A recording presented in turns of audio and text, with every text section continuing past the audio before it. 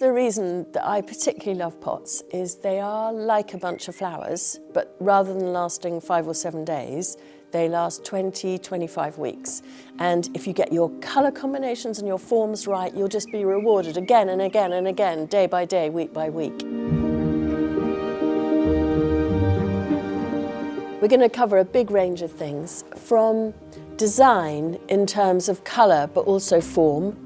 I'm going to show you how to plant dahlias, take pelargonium cuttings, how to make pot teepees to support things that are bigger, as well as compost mixes, watering, feeding, all the systems that really make your pots look good for the longest possible time.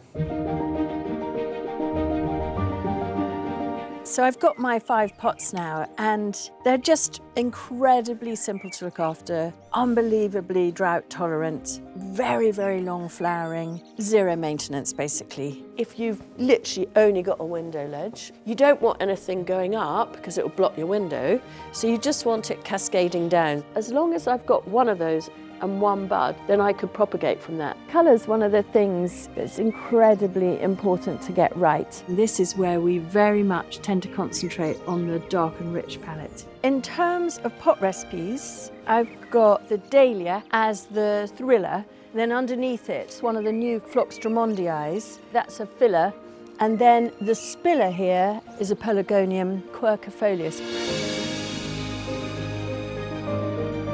I want to discuss everything from little tiny table centre pots to real whopper pots that are just massive showstoppers without them taking over your lives and needing huge amounts of TLC.